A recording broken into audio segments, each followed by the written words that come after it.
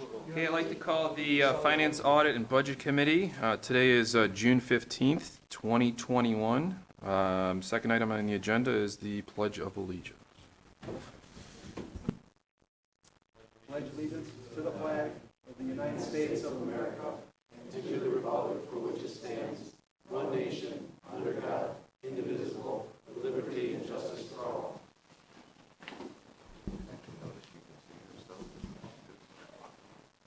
Third item on the agenda is adoption of the agenda. I need a motion to adopt. Romano adopts the agenda. Support Nard. Okay, motion by Romano, seconded by Commissioner Nard. Any discussion? Seeing none, please vote. Clydesdale votes yes. The motion passes 12-0. Next item is approval of minutes dated May 18th, 2021. Need a motion to approve? I'd like to make a motion to approve with the following change. My name is spelled incorrectly in the 7A speakers list. I don't see any issues with that. Any other commissioners have any? I need a second on that. Okay. Any discussion? Other discussion? Seeing none, please vote.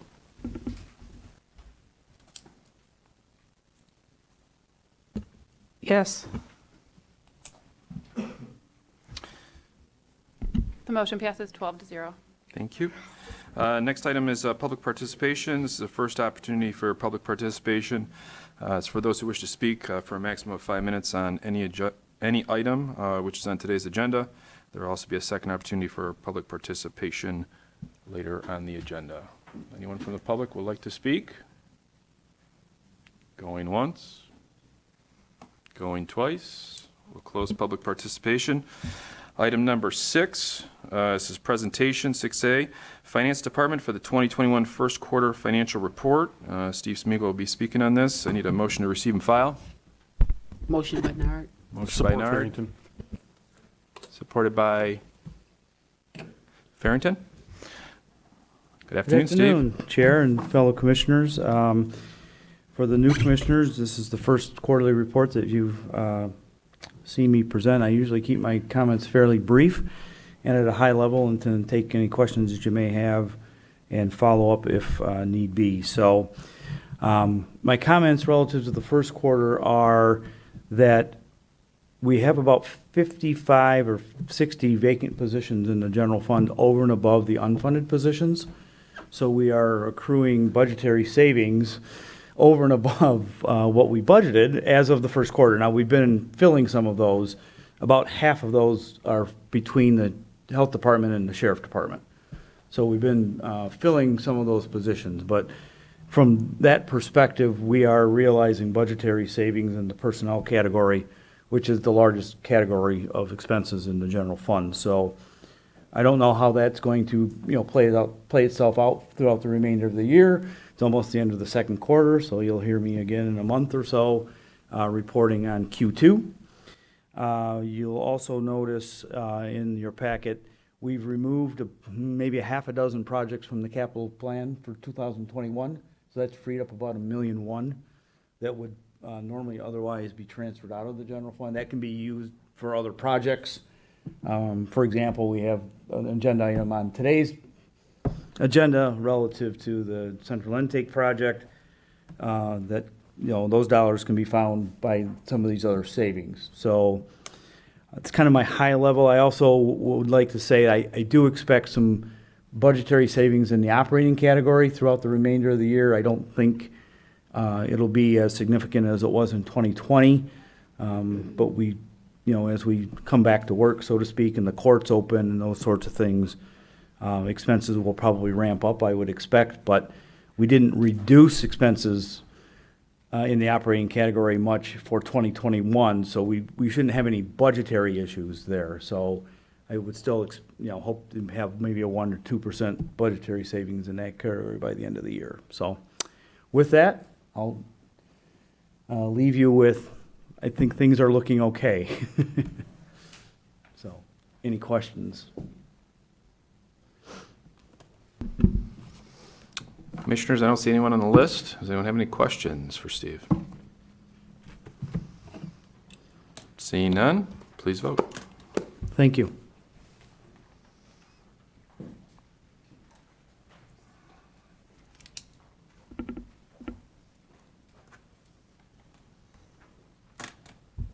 The motion passes 12-0. Thank you. Item number 7A is department recommendations, Macomb County Investment Policy. We have Joe Biondo here, the Deputy Treasurer, to speak about this. This was postponed from last meeting, so I need a motion to recommend to the full Motion board. made, Farrington. Moved by Farrington, supported by Romano. Joe, you have the floor. Thank you, Chair. Thank you, Commissioners. I thought it'd be appropriate to give an update to the Commissioners as far as where we're at in this process from the last Finance Committee meeting. So I brought the feedback from that meeting to the Treasurer. We had an opportunity to meet with the Commissioners that reached out and had an interest in meeting with the Treasurer.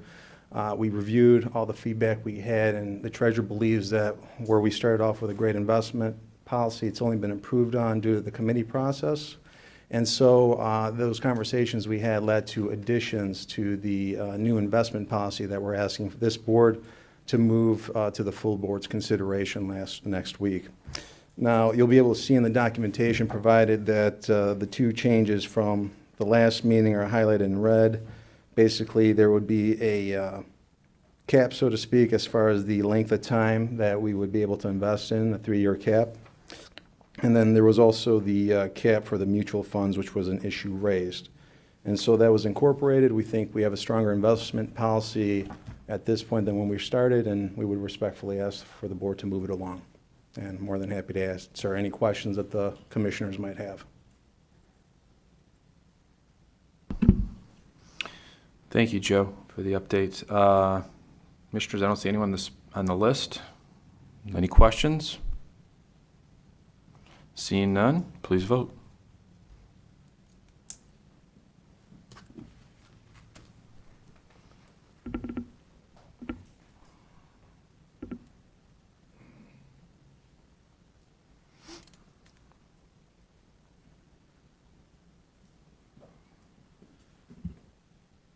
The motion passes 12-0. Thank you, Commissioners. Thank you, Joe. Item 7B is a contract proposal with Partners in Architecture. A number of people here that are going to speak on this, but I do need a motion to recommend this to full board. Motion to recommend to full board. Made by Romano, supported by Ha, and I believe Vicky is going to start the discussion on this. So Vicky, you have the floor. Afternoon, Commissioners. Nice to see you again. I'm just going to lead us off kind of as a summary of where we've been over the last few weeks. As you know, we've been in discussions and conversations about our ARP dollars. And from our perspective in the county, we're looking at 3 large-scale transformative projects that really have been needed for quite a while within the community. They've been on our list. Some of them have gone further in different planning processes, but for which funding is an issue to get, and just because, mainly sometimes because of the cost of those projects. So in our attempt to keep moving down the road and helping to determine our proposed project lists, what we're seeking here today is one of the first steps to get a current cost estimate for a piece of the jail project. And once we know what that cost looks like for that piece, we'll be able to have further discussions and see where we're at. As you know, one of the other is Public Works projects, for which Candace Miller has her final details and costs worked out. And the other pending project is the Verculen building for Health and Community Services. And we hope potentially to bring that proposal back next month to start working on those cost estimates. And with that, if there's no questions for me, I'd like to turn it over to the sheriff, and he can talk to you a little bit about the project itself and PIA. Good afternoon, Commissioners, and welcome all the new Commissioners. It's nice to see you and meet you and address you. So I'm here to talk about where we might be able to spend money at the Sheriff's Department. I was at my office and I got a phone call minding my own business, and They said we might have some funding available to do something at the jail, and what could we do? For the new commissioners, last year, I think it was last March, we were here, a presentation. Over about a 2.5-year period, we did an analysis and worked with PIA as our architectural firm and program consultants from around the country to give us a direction in which way we need to go as it relates to care, custody, processing, treatment of individuals that are remanded to the county jail. We came in front of the board basically with a whole new sheriff's office jail, which had roughly just under a $300 million price tag, which I think at one point we were going to be able to go on out and at least put that in front of the voters. Now, whether they would have accepted it or not, we don't know. COVID hit, and we are now in a, I would say, a new era for the new commissioners. The jail can hold 1,438 inmates. In 2000 through 2005, we had an average daily population of 1,500. So everybody came to jail in the early 2000s. We then saw a decrease. For many years, we were right around the 1,200 mark. And we started to see things dip over the last 4 years. Pre-COVID, early February, March, we were right around 900 inmates. And when COVID hit, everybody was afraid. The attorneys were afraid. Judges were afraid that COVID was going to run rampant. And they opened up the doors, and we went as low as 250 inmates. So a lot of individuals went out on lower bonds, tether, back into the community. Today, and over the last 4 months, we've been right around 550 inmates. So what is the new norm going to be? I can't really tell you what the numbers are going to be. Courts are starting to open back up. Trials are starting to go. But there's a lot of reform that's going on in the relate to criminal justice, to misdemeanor offenses. There's a lot more laws that say we have to cite and release. Next year, the age of a juvenile is going to go down, is going to be 18 or 17, so we're not going to have those 17-year-olds coming to our jail. So when I talked to my staff, there was 3 big issues that actually came out in our study with our consultants, and that's a central assessment and intake facility with an enhanced pretrial services, which is our community corrections, medical and mental health. And so I met with my staff, and we truly believe that if we could put together a state-of-the-art assessment center, booking, have the pretrial services there, have a court there. I'll speak about one of the best things that happened with COVID. And also, we need, and those commissioners that have come to the jail, and I offer this up, and it should have been offered up to all of you at one point, and I know we talked. The door's always open to come on over and take a look at the jail and see how the operation works. But we definitely need a new mental health facility. So if we could put together, again, those 3 components on our current campus, all of our inmates are currently, with the exception of the medical and mental health, which is in the 1950s section, are up in the tower.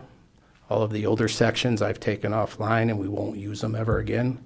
So we've got the tower, which can hold up to 840 inmates, but we just need a better way of taking care of those that are our high-risk population.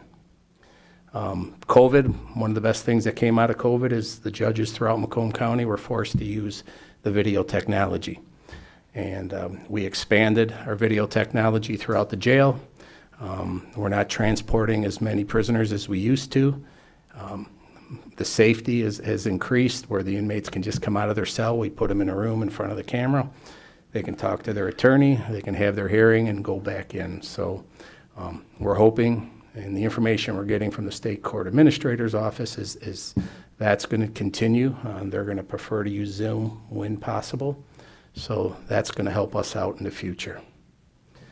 So we did discuss that PIA was our contractual partner and the architect on this jail project that we brought forward.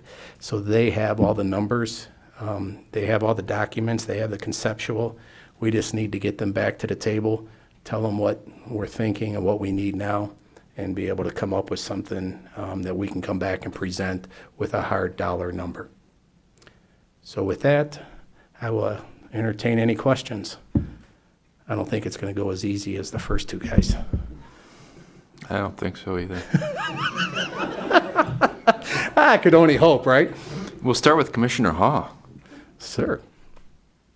Thanks, Chair. Tony, you're using PI again. They were the initial architects when we were looking at a new jail. Can they use any portion, or are they going to use any portion of that plan to assist with this one, and therefore the cost be lower? I would certainly hope so. Again, when we reached out to them, when we asked them, you know, a scope of services, tell them what we want, as you can see, their proposal came back. And I would certainly hope that once we get into a room and we tell them what we want, and they have a lot of the data, they have a lot of the information, we don't have to reinvent the wheel. They know what a square footage was for us to, you know, for our central intake. We might want to expand that just a little bit more and increase our technology for the video aspect of it. But yeah, I would hope that the numbers can come in lower. Because if I recall correctly, the original plan to redo the whole jail was in excess of $1 million. Is that correct? The, Architectural planning. yes, yeah, it was close to that, Okay. yep. And that's why when I looked at that number, my thought was they got to be using part of that Yeah. data. Well, I was hoping that number would be even lower, but that's, you know, I'm You not. can work on it. I'm not. Yeah, I'm not. I'm not the architectural expert, but yes, I think, you know, obviously this appears will be an hourly type contract, and if we can get them in the room, and you know, we've had many meetings over a year with them, and talking about our needs, and they got a pretty good handle on it. So before the question's asked, the intent is not to go out to bid for a new architectural firm. Is that correct? That is why we are here, yes. It just, if we have to go out to a new one, then we're gonna have to have this, start this process, and it could be a year and a half out before we even come back to you. Thank you. That's all I have, Chair. Thanks, Tony. Commissioner Farrington. Thank you, Chair. Tony, I hope when you're saying the door's always open, that was figurative and not literal for the jail? What was that? When you said the door's always open, that was figurative, not literal for the jail? For you guys, come on. Question, so with COVID, a lot of inmates were released, you said. Have we seen an uptick in crime with all these released convicts? You know, we've seen the same level of individuals that are coming through the facility. On the outskirts, you could see that the crime is still out there. But again, But it's not increased due to it's the not 400 increased, people being nor out there. was it, and I think one of the, you know, I think one of the major aspects that, you know, really this has almost 700 inmates going out the door. People say, well, geez, what happened? Crime's got to go back if we're throwing these individuals out there. But yeah, the individuals that left didn't go out and do something Good. really bad, because I think that would be front page news. Right. That, you know, why did we let this individual out? But, you know, hopefully while they're out there, they're behaving. You know, I'm sure a few of them have come back on something minor, but, you know, that's what we do. I was curious about that. Yeah. Thank you very much, and I appreciate looking at the process improvement that this would do, so thank you. Thank you, Chair. Commissioner Romano. Thank you, Chair. Hi, Sheriff. Hello. So I take it that when you say you're welcome to come in, you're welcome, for a weekend you're talking, you'll let somebody, okay. I just wanna make Weekends, is sure. that what we're doing? Yeah, anybody can come in for a weekend. You want to get away, come see me. Spending this money for the sake of some of the new commissioners, I wonder, Sheriff, if you wouldn't mind giving us the old way of process, in a nutshell, the old way of processing in respect to what the new way of doing it, if in fact this is all implemented as far as saving time, effort, money, so forth. Can you give us that in a nutshell? I know I'm asking you a lot, but can you do that? So, you know, current and old procedures would be an individual would be arrested. You know, and I'll use my organization, my office. If we arrest somebody in Harrison Township, they're coming to the county jail. They're going through a booking process. They're going to be searched. They're going to be fingerprinted. They're going to be processed. They're going to sit in a cell till the next morning, and until we can present a case to the prosecutor's office. Once the detectives get the warrant, then they'll go to the court of jurisdiction, swear to the warrant, and then at some point during the day, using video technology, we put the individual in front of the court, and they get arraigned, and then we determine whatever the bond is. If it's a lower bond or no personal bond, they go out the door, higher bond. Then we move them to another part of the facility until such time as they can be released or they have their day in court. With this new facility, we're looking more of an individuals coming in. They're going to be assessed. I mean, currently they are being assessed within a period of time by our medical and mental health staff. Initial screenings are done by my staff to make sure we're identifying those that are high risk and that we might have to separate or isolate or put into anti-suicide gowns. But the medical staff and mental health staff is also doing a screening. So new process would be individuals would be coming in. They would be processed. If in some of the facilities that we've seen throughout the country, they have a prosecutor that's on staff 24 hours a day, and in some cases there's magistrates that stay in the jail. And these individuals are brought in. The information is relayed to the prosecutor, who would then either issue a warrant or not issue a warrant, and get the individual in front of a judge and get them arraigned so we can start the process sooner and get them in and out. Or on the other aspect of it, an individual that's coming in for a minor crime, whether it might be a substance abuse or a mental health issue, is assessed, and then there's a decision that would need to be made is can we divert this individual to some other aspect, whether it's a treatment facility, a mental health facility, instead of starting the system. So that's really what the big push is. That's where, around the country it's been happening, and it's going to be here. This is what, this criminal justice reform and the state court administrator and everything that's going on is the direction it's going. They want to keep the people that are a danger to society, a threat to society in jail, and those that either have a substance abuse or a minor offense or a medical issue, a mental health issue. Let's get them to where they need to go and try and get them on the right path. Thank you, Sheriff. Thank you, Chair. Commissioner Van Sickle. Thank you, Chair. Good afternoon, Sheriff. Good afternoon. In your earlier statement, you said something that I may or may not have understood really properly, and I'd like you to comment on. I believe you said something about 1950s facility being abandoned. No, the jail was built in 1954, first section, and every decade in 1960, there was a maximum security section that was built. In 1970, there was a rehabilitation center that was built. In 1980s, the tower was built. 1999, the annex, 200-bed minimum security dormitory was built. So the medical and mental health facility, where our inmates that are medical and mental health, we are currently housing them in the 1950s section of the jail. Okay. So that assuming we go forward with this, and those two departments move over into the new facility, then the existing space would be converted to be used for something else? Something else, or depending on the cost, I prefer just to demolish all the old sections because they're really not useful and you can't repurpose them. Fair enough. Thank you. Thank you, Chair. Commissioner Kraft. Thank you, Mr. Chair. How you doing, Sheriff? Good, and yourself? Good, thank you. I appreciate you and the executive team bringing this forward. I know previous boards, this was kind of a top priority. I know, a whole new jail was, hit or miss, but this was something that everybody sort of agreed upon. And I know you talked about new technologies and things like that. If we go forward with this in terms of staff, is this going to lead to a must increase in staff? Kind of explain that for me. Okay. Currently, that's something that would be part of this that definitely we would bring back, because when we brought the new jail, we brought back the increased staffing. We would just, we have a booking area right now that's staffed with corrections deputies 24 hours a day, so we would have to see what this new one is. what the staffing level would be, we could take that. The medical and mental health facility, we're just going to be able to take that staff and move them into that facility.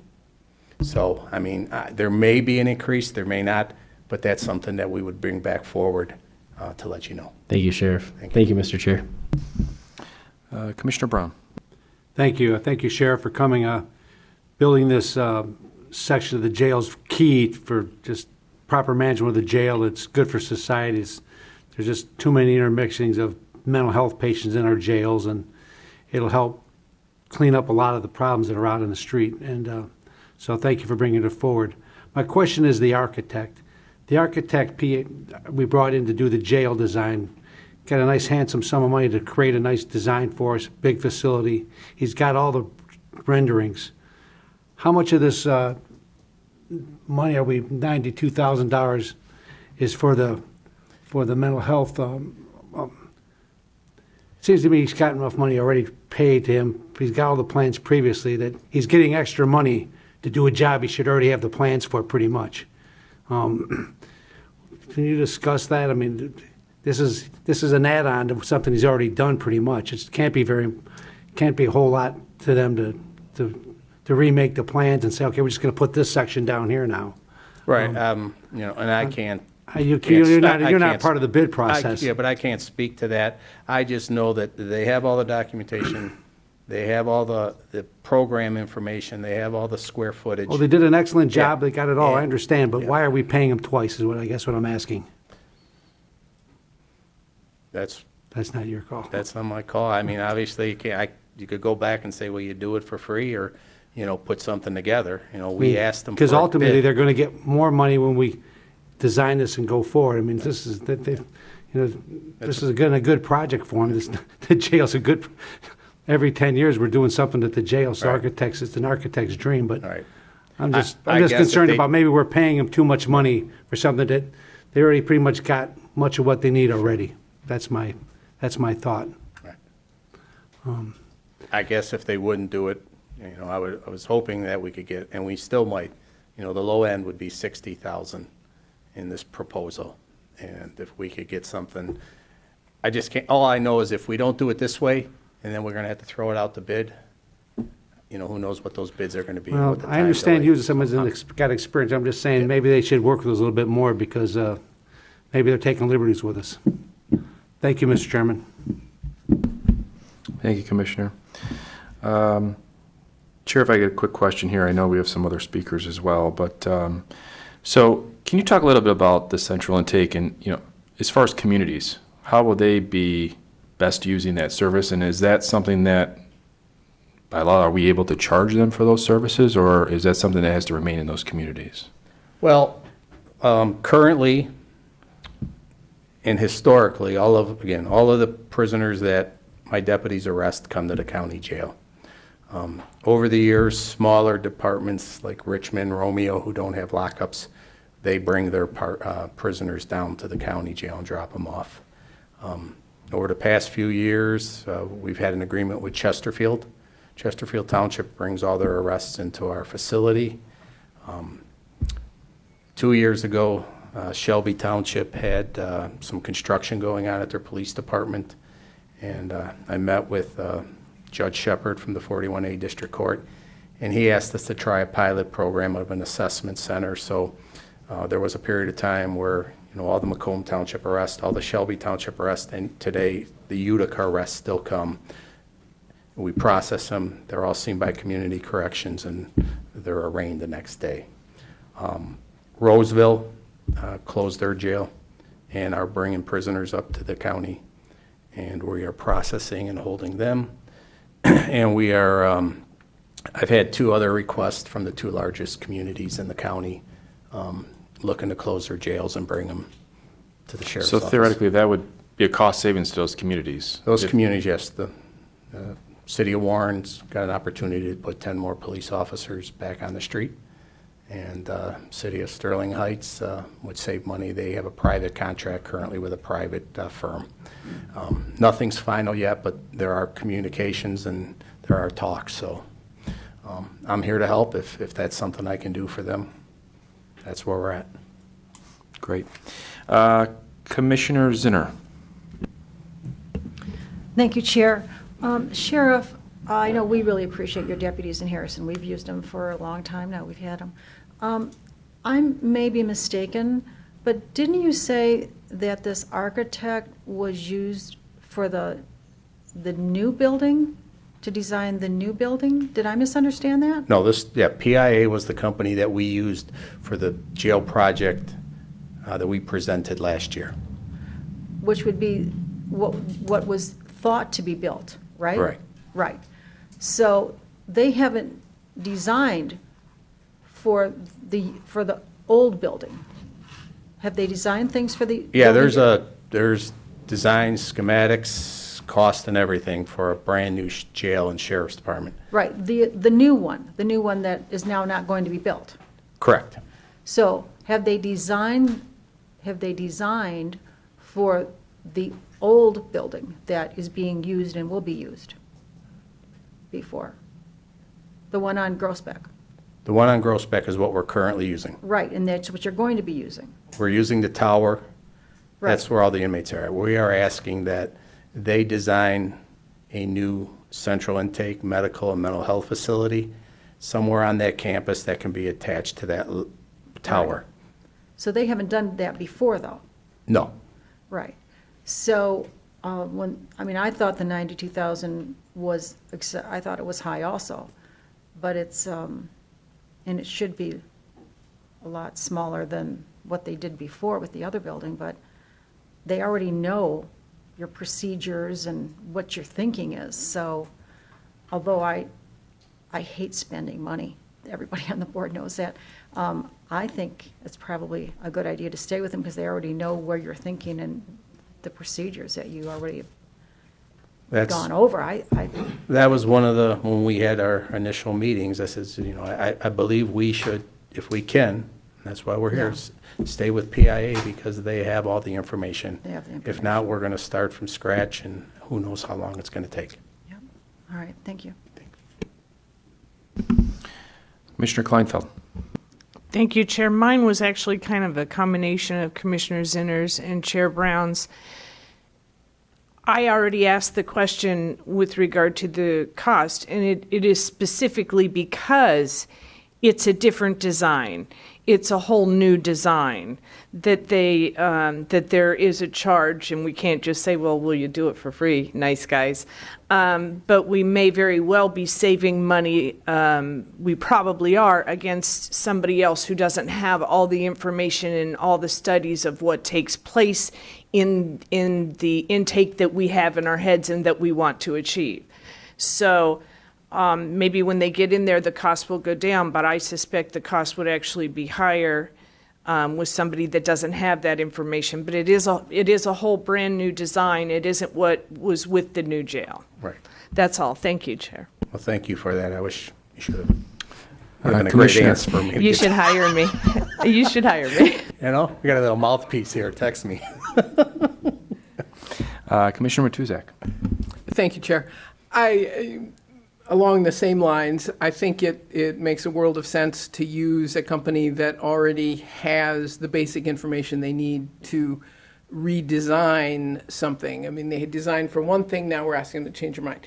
My only caution about that is that you all have this project in mind, the company already had a project in mind, and the world has, as you said at the beginning, significantly changed. And so my caution is that we remain open to rethinking some of those ideas based on the current trend in criminal justice reform, the current trend in healthcare issues.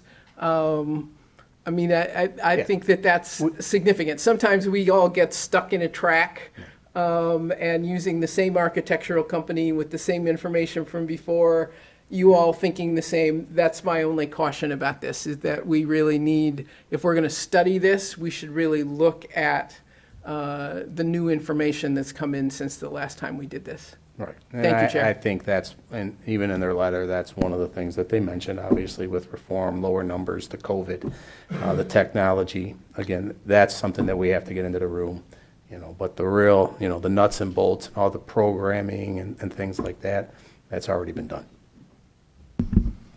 Thank you, Chair. Okay, I don't see anyone else that would like to speak. I just have one follow-up question. It's actually for Steve. Just a quick question as to these funds. Where are they going to be coming out of? Initially, they'll come out of the capital projects fund. As I mentioned earlier, we had some projects come off the list, so there's been some money freed up. Ultimately, if we so choose, this in the project goes forward, it could be funded ultimately by the rescue plan money. Great. Okay. Thank you, Steve. I don't see anyone else. Commissioners, please vote.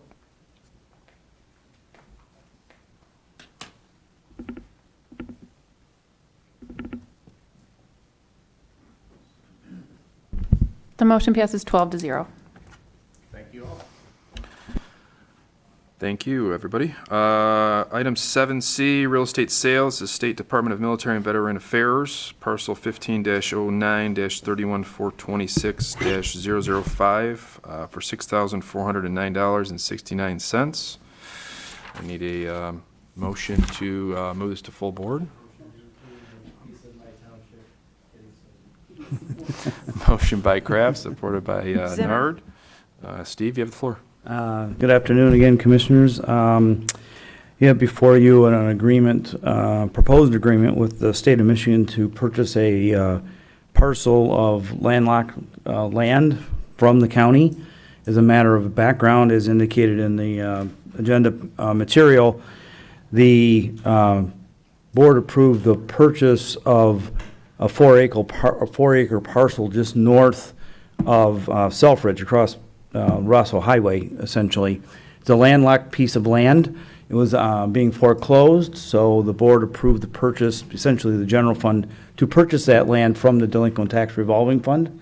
The treasurer's office approached my office in planning to accomplish this task, so it was a team effort there. And the plan was that we would purchase the land from the delinquent tax revolving fund, and then the state needed to get approval, or Selfridge needed to get approval to purchase the land back from the county, and that's what's happening here, along with back taxes. So Selfridge is gonna use it. It's on the runway path. So if you have any more detail about the questions about the parcel, Mr. Biondo is here. I'm sure he can answer those questions. More than happy to. Commissioner Romano. Thank you, Chair. Mr. Spiegel, you said it was landlocked. So to whose advantage is it buying if it's landlocked? Who's going to utilize the land? Who's going to get to it if it's It's landlocked? going to expand area, I believe, that Selfridge utilizes currently. So it's part of an area of Selfridge, and all you're going to do is encompass that landlocked I to make it believe- even bigger? Does that Yeah. sound? That's correct, Just- sir, and it's north of Hall Road, and they have that area fenced off, God forbid, a plane comes in too low. They want to secure that area, obviously prevent the public from being in that danger. And also note for the board that this property went through the tax foreclosure process a number of times, which was why when Selfridge expressed an interest, we jumped at the chance, brought it to the board, and the board approved it along with the exec. So we're happy to see it be concluded today, hopefully, and county held harmless on basically the money we put out to purchase the property to hold for Selfridge. Mr. Biondo, anybody else make a bid on that property? No, sir. Was it up for bid? Yes, it went through the auction process, excuse me, so the property was tax foreclosed on. I'm sorry, could you take the microphone? Thank you. My apologies. So to reiterate what happened in this particular parcel, we went through the tax foreclosure process, no interest or response from the former property owner. Selfridge became aware of it, and so the county treasurer exercised his discretion to withhold the property, presented to the board to go through this process to purchase and then sell back to Selfridge the property. Got it. Thank you, Mr. Biondo. Thank you, Mr. Schmick. Thank you, sir. Commissioner Kraft. Thank you, Mr. Chair. Joe, come back. Got you before you sat down. The two parcels that are just south of that, between Hall Road and that parcel, are those also owned by Selfridge? Are those private? Do you know? I'm checking out the map right now. Directly south, I believe that's private ownership, but I'd have to double check. It's been a while since I looked at the tax map for that area. Okay, I'm just looking at the map and trying to figure out why Selfridge would take that slice and not the southern two slices. I can but tell if you they're- that Selfridge owned the property to the east, and I believe to the southeast of the parcel. Okay, thank So you. it's definitely, it would be a part of that northern part, collection of property that they have. Sure. Thank you, Joe. Thank Yes, you, sir. Mr. Chair. Seeing no speakers, please vote. I'm out again. I vote yes.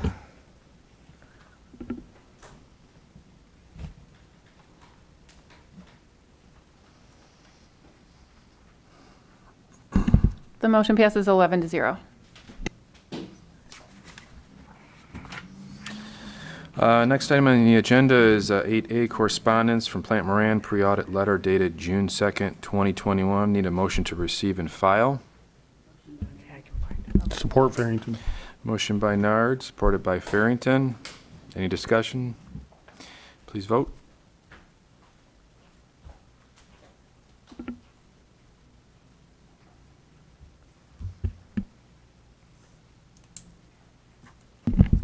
The motion passes 11-0.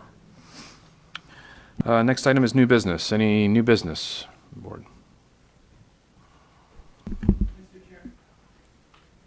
Commissioner Romano? Thank you, Chair. Just a note for the Yoga at the Hill that I think this is my fourth time that I participated, and I've never seen such a tremendous turnout. It was a lot of fun. A lot of people showed up, and for the first time, I actually, believe it or not, this morning received a call from a Mr. Maselli who happened to get the deep fryer that I put up as a gift. And he said to me, I saw your card on the gift. And he says, I just wondered if you were instrumental in that particular gift. I just wanted to let you know how much we enjoyed ourselves, my wife and I. He says, this is my fourth, he said. And I just wanted to say, when you get a chance up at the board, to thank everybody who put it together, because it was really just a nice event. Great morning for it. The weather was fantastic. And they really enjoyed the yoga itself. That's all I have. Thank you, Chair. Thank you, Commissioner. Commissioner Matuzak. Thank you, Mr. Chair. I want to raise once again the issue of public participation remotely. I put out that notion that I had hoped the board could figure out a way to do that. I received a tremendous response back, including leaders from other places. Mal Clemens is in fact meeting in person, but still using Zoom for public participation. We've now had 2 in-person meetings with no members of the public. When we were on Zoom, there would always be a random few folks on who could speak if they chose to, or not speak, but at least observe. I'm a big proponent of transparency. So I really want to encourage us to figure that system out. Obviously, it is technologically possible. Other places are doing it. I think it's reasonable to facilitate the public participating and observing, and we have the technology. Let's use what we've learned through this COVID pandemic to make that happen. So I would like to hear back from the chair if we have any plans for doing that. Thank you, Mr. Chair. Thank you, We're half-staffed. When we get staffing, we'll address it. So, as I said previously, we're going to address it after we get our staffing levels up to par, and then we'll see what we can do. So, I hear you. Any other new business? Seen. I do not, Commissioner, but you have the floor. Thank you. I had somebody call me. I'm sorry, thank you. I had somebody call me about wanting to view one of our meetings. And I know when I go into the government system, it just looks so overwhelming to me, and I just give them the BLC's phone number. But people have asked that before of me. I don't know if it's, and when I've looked at other counties' information in other cities, some of them seem easier. I don't know if there's a way to make the BOC easier. Maybe it's just me, but there are other people who have found it challenging. So I don't know what that would entail, but just for viewing the meetings. It's, maybe for some people, it's not a problem at all. I mean, I know for Don, it wouldn't be a problem at all, but I mean, for some people, it's just a thought, because in some places you can get in real easy and find things easier. Thank you, Commissioner. Any other new business? Commissioner Kleinfeld? Just one real quickly. I don't know if this is going to be the new norm, but I did like having the committee chair at the head of the table because everybody can see them. I know when we first came here and started doing this, committee chairs stayed where they were, and I could never see the person sitting here when I sat over there, and I know that seat can't see the person over there. And it might just be because of the partitions and the situation we're in right now, so it might be a temporary situation. I just wanted to point out that there is a site issue. So hopefully in the future we'll be able to do that. Thank you.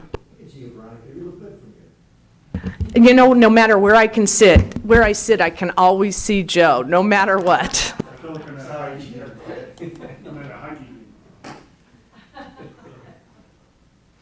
Any other new business? Seeing none, we'll move on to public participation. Item number 10, this is opportunity for the public, for those who'd like to speak on any issues other than what's on today's agenda. Anyone from the public like to speak? Going once? Going twice? We'll close public participation. And then a motion, and we have from Commissioner Romano to adjourn with support by Kraft. Please vote.